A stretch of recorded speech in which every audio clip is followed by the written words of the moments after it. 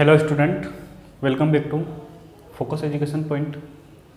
हम पढ़ रहे हैं 12th केमिस्ट्री का चैप्टर नंबर 10, जिसका नाम है हेलो एल्केन व हेलो एरिन, जिसके अंदर हमने पहला लेक्चर पिछली क्लास में पढ़ लिया था, जिसमें हमने हेलो एल्केन का इंट्रोडक्शन और उसका वर्गीकरण कर लिया था। आज हम हेलो एल्केन का नामकरण करने वाले हैं। आपने पिछला लेक्चर अगर नहीं देखा है तो नीचे डिस्क्रिप्शन में उसका लिंक दिया हुआ है, आप वहां जाकर पहले उस क्लास को देख लीजिए। आज हम पढ़ेंगे हेलो एल्केन का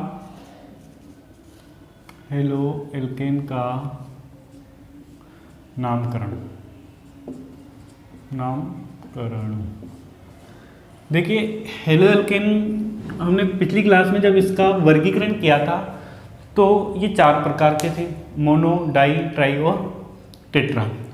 हम मोनो एल्किल हैलाइड का या मोनो हेलो एल्केन का नामकरण पहले करते हैं। तो पहला नंबर ए करते हैं हम, mono halo alkane. Mono halo alkane मतलब कि जिसमें सिर्फ एक हेलोजन परमाणु जुड़ा हुआ होता है। तो यहाँ लिख देते हैं हम सूत्र, यहाँ सामान्य नाम और यहाँ IUPAC नाम। देखिए, मोनो हेलो एल्केन का सूत्र सिर्फ ये होता है RX, ठीक है। अगर इसका सामान्य नाम देखा जाए तो होता है एल्किल। इस R को क्या बोला जाएगा? एल्किल, और इसको हेलो समूह को हेलाइड। तो क्या नाम बना इसका? Alkyl halide. यही इसका अगर IUPAC नाम देखा जाए तो पहले हेलोजन परमाणु को लिखा जाएगा, फिर इसे एल्केन। तो ये है हेलो और ये एल्केन। क्या नाम बनेगा इसका? हेलो एल्केन, ठीक है। ये तो हुआ सामान्य सूत्र, नाम और IUPAC नाम। अब जैसे यहाँ लिख दिया CH3Cl, ठीक है। सामान्य नाम क्या है इसका? Alkyl halide. कितने कार्बन है? एक कार्बन। एक कार्बन का होगा मेथिल। अब हैलाइड नहीं लिखेंगे। कौन सा समूह जुड़ा हुआ है? क्लोरीन जुड़ा हुआ है ना, तो लिखेंगे क्लोराइड। ये तो हुआ इसका सामान्य नाम। इसका IUPAC नाम देखें तो क्लोरोमेथेन। क्या होगा इसका IUPAC नाम? क्लोरीन समूह जुड़ा हुआ है तो क्लोरो, और एक कार्बन का है तो मेथेन, ठीक है। ऐसे ही CH3CH, यहाँ CH, इस प्रकार से मान लो कोई सूत्र दिया हुआ है। अब यहाँ पर एक मिनट, हाँ, अब देखते हैं इसका IUPAC सामान्य नाम तो देखें पहले। तो देखो कितने कार्बन है? 1 2 3 4 कार्बन।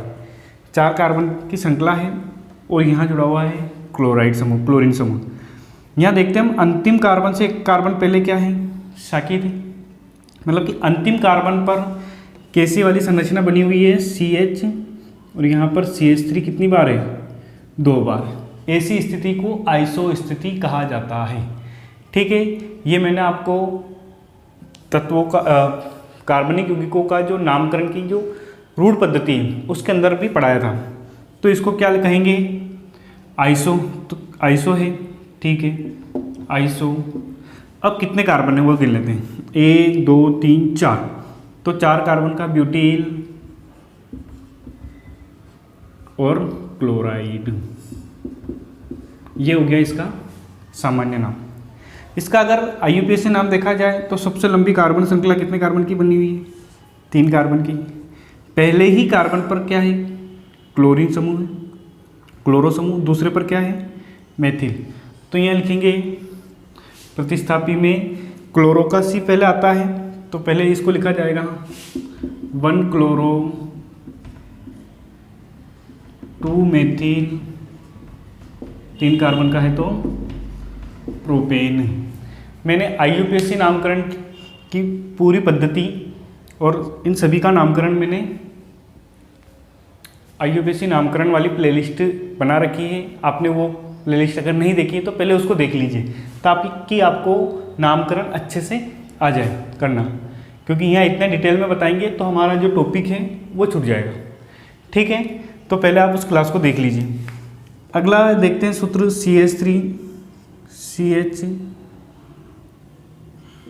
CH यहाँ पर Cl, यहाँ CH3। अब देखो यहाँ पर 1 2 3 4 कार्बन का है, लेकिन ये क्लोरीन जो है, ये क्लोरीन कौन से कार्बन से जुड़ा हुआ है? ये है प्राथमिक कार्बन। ये कार्बन कितने कार्बन से जुड़ा हुआ है? 2 कार्बन से जुड़ा हुआ है, तो सेकेंडरी कार्बन मतलब कि द्वितीयक कार्बन है। ठीक है, और पूरा क्या है? ये ब्यूटिल है। क्लोरीन कहाँ जुड़ा हुआ है? द्वितीयक कार्बन से। ठीक है, यहाँ क्या लिखेंगे हम? द्वितीयक ब्यूटिल क्लोराइड। ठीक है, अगर इसका IUPAC नाम लिखना है तो IUPAC 1 2 पर क्या है? क्लोरो है, और पूरी श्रृंखला कितने कार्बन की? 4 कार्बन की, तो 2 क्लोरो ब्यूटेन। 4 कार्बन का है तो ब्यूटेन। ठीक है, एक सूत्र और देखते हैं। यहाँ CH3 CH3 CH2 Cl। अब देखो यहाँ पर 5 कार्बन बने हुए, 1 2 3 4 5। अंतिम कार्बन से एक कार्बन पहले क्या है? ये 2 बार CH3 समूह जुड़े हुए हैं। जैसे इसको हमने आइसो कहा था क्योंकि एक बार जुड़ा हुआ था, अब कितनी बार है? 2 बार। अगर ऐसी सिचुएशन हो तो क्या लगाते हैं? नियो का उपयोग करते हैं। तो यहाँ लिखेंगे हम नियो। कितने कार्बन है? 5 कार्बन है, तो 5 कार्बन का पेंटिल क्या है? क्लोराइड है, तो लिख देंगे क्लोराइड। ठीक है, अगर इसका IUPAC नाम करना है तो देखो यहाँ पर यह सबसे लंबी कार्बन श्रृंखला बन रही है 1 2 3 कार्बन की। पहले कार्बन पर है क्लोरो समूह, दूसरे पर है 2 बार मेथिल समूह। तो क्लोरो की स्थिति को पहले लिख देते हैं क्योंकि C पहले आता है, तो 1 क्लोरो। ठीक है, अब दूसरे कार्बन पर 2 बार मेथिल समूह है तो इसके संख्यांक को भी 2 बार लिखा जाएगा। 2 बार है तो 2 के लिए डाई मेथिल, और 3 कार्बन की श्रृंखला बनी, सबसे लंबी कार्बन श्रृंखला 3 की बनी ना, 1 2 3। तो क्या लिख दिया हमने? प्रोपेन। तो ये हुए कुछ सूत्र जिनके सामान्य नाम और IUPAC नाम।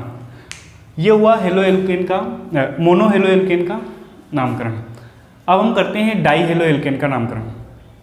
मोनो हेलो एल्केन का नामकरण करने के पश्चात हम देखते हैं डाई हेलो एल्केन मतलब कि 2 हेलोजन परमाणु जुड़े हुए हों।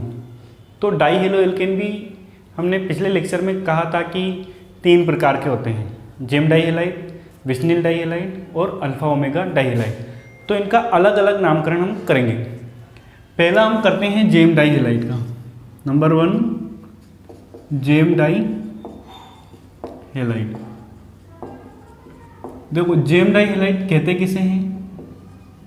ऐसे डाइहेलाइड जिसमें दोनों हेलोजन परमाणु एक ही कार्बन से जुड़े हुए हों तो उसे क्या कहा जाता है? जेम डाइहेलाइड या जेमिनल डाइहेलाइड। ठीक है, इनका जो सामान्य नाम होता है जेम डाइहेलाइड का, इनका सामान्य नाम जो है वो लिखा जाता है एल्किलिडिन।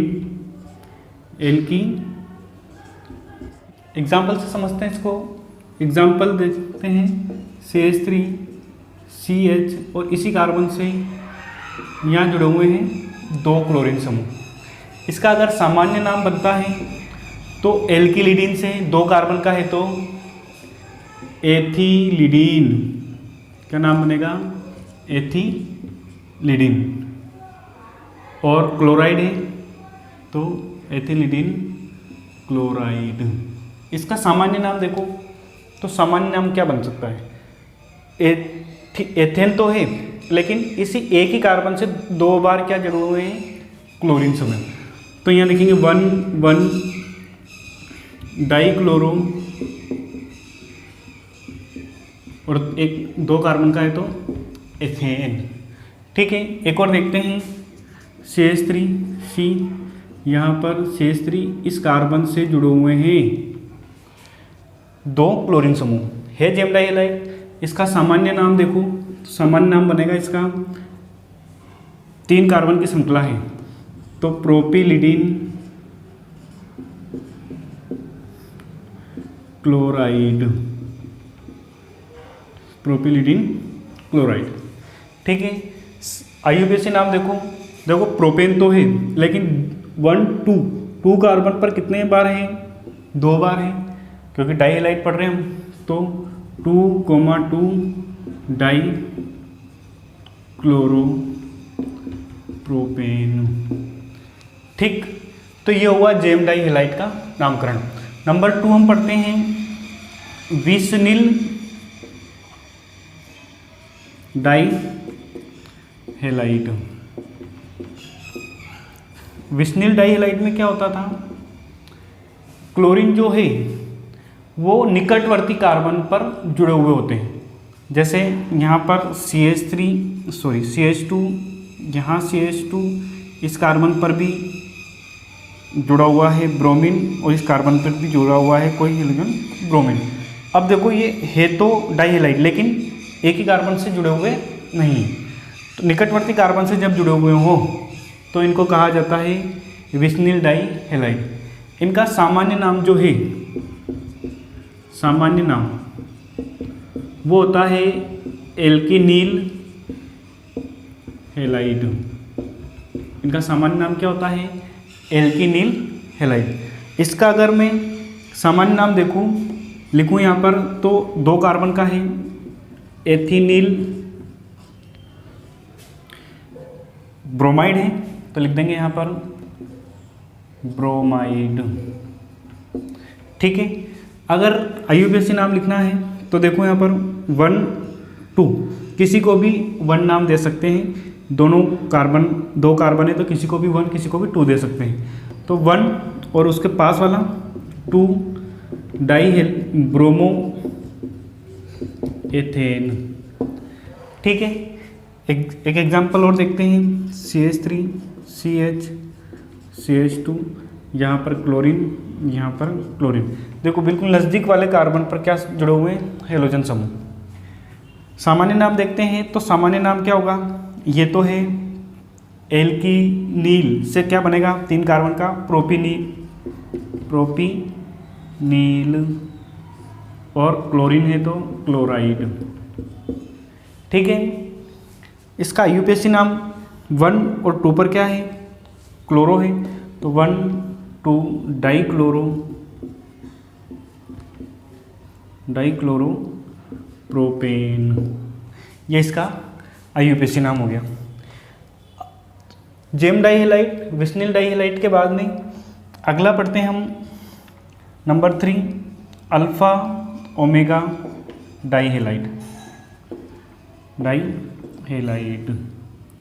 देखो अल्फा ओमेगा डाइहैलाइड का जो सामान्य नाम है वो है पॉलीमेथिलीन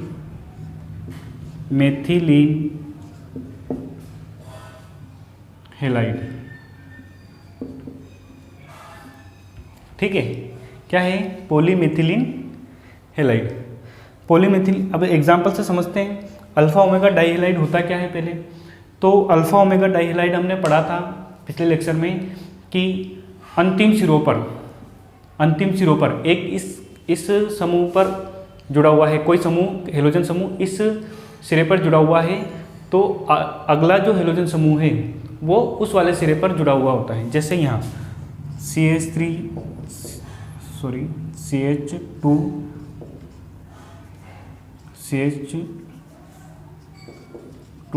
यहाँ पर CH2 यहाँ जुड़ा हुआ है Cl, यहाँ जुड़ा हुआ है Cl।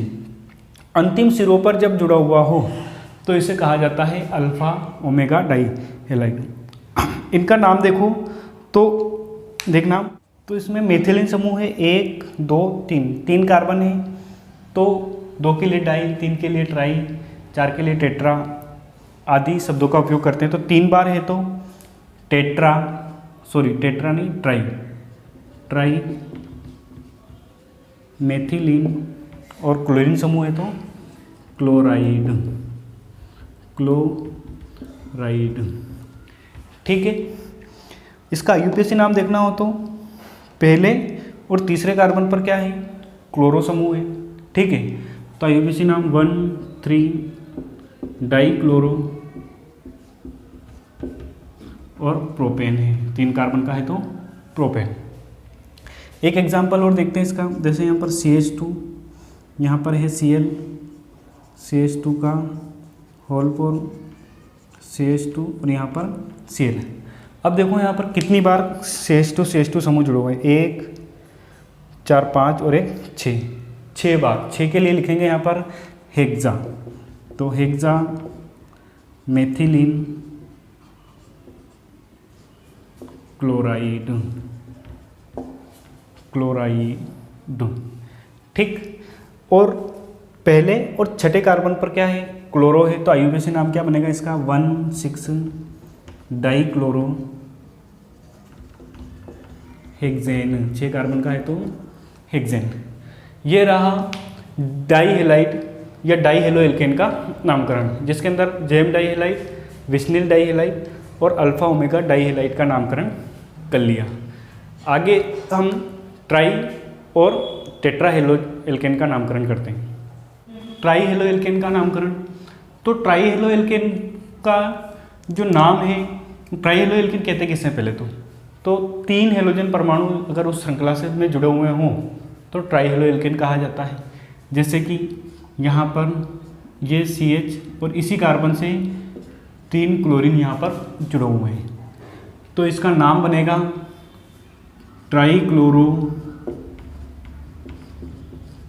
और एक कार्बन का है तो मेथेन। ठीक है, इसका अगर सामान्य नाम देखा जाए तो ये होगा क्लोरोफार्म। क्या नाम है इसका, क्लोरोफार्म। अगर एक ही कार्बन से नहीं जुड़े हुए हों इस प्रकार से CH2 यहाँ भी क्लोरीन, यहाँ भी क्लोरीन और यहाँ भी क्लोरीन, तो देखो 1 2 3, तो पहली दूसरी और तीसरी स्थिति पर क्लोरो समूह है, तो लिखेंगे यहाँ पर 1 2 3, 3 बार है तो ट्राई क्लोरो, और कितने कार्बन है, 3 कार्बन है तो प्रोपेन। ये इसका IUPAC नाम हो गया।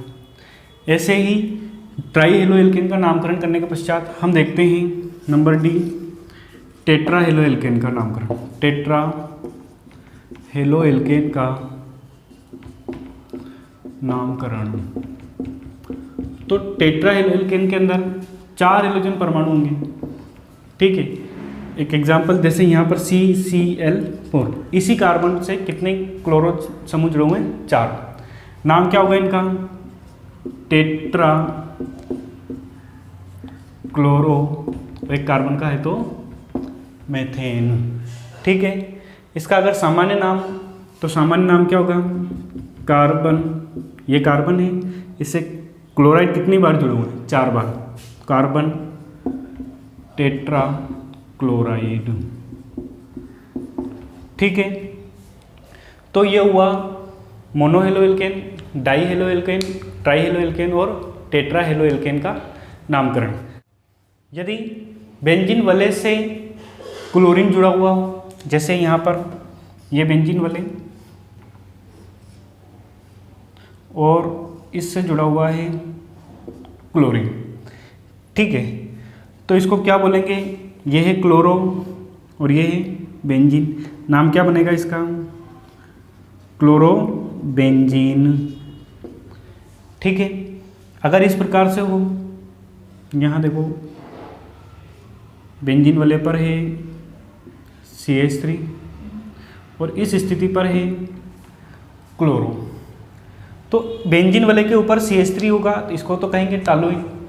टॉलुइन की कौन सी स्थिति पर? इसको बोला जाता है आर्थो, इसको बोला जाता है मेटा और इसको बोला जाता है पैरा। आर्थो पर क्या है? क्लोरो है, तो यहाँ लिखेंगे हम ऑर्थो क्लोरो, और ये पूरा का पूरा क्या है? टॉलुइन है, तो लिखेंगे टॉलुइन। ठीक है। अगर इसका IUPAC नाम देखा जाए तो अंकन उस सिरे से करेंगे जिधर से इस क्लोरीन को कम अंक मिले, तो न्यूनतम अंक इसको मिलेंगे। लेकिन ऐसा नहीं होगा 1 2 3 4 5 6 ऐसे नामकरण नहीं होगा, पहले इसको और इसको भी न्यूनतम अंक मिलना चाहिए। अगर इस प्रकार से करते हैं 1 2 3 4 5 6, इसको कौन सा नंबर मिल रहा है? 6। जबकि ऐसे करते हैं 1 2, तो इसको कौन सा मिल रहा है? 2। तो यहाँ लिखेंगे 1 क्लोरो, यहाँ पर क्या गया? 1 क्लोरो, यहाँ पर 2 मेथिल, और ये पूरी वाले क्या है? बेंजीन। ठीक है।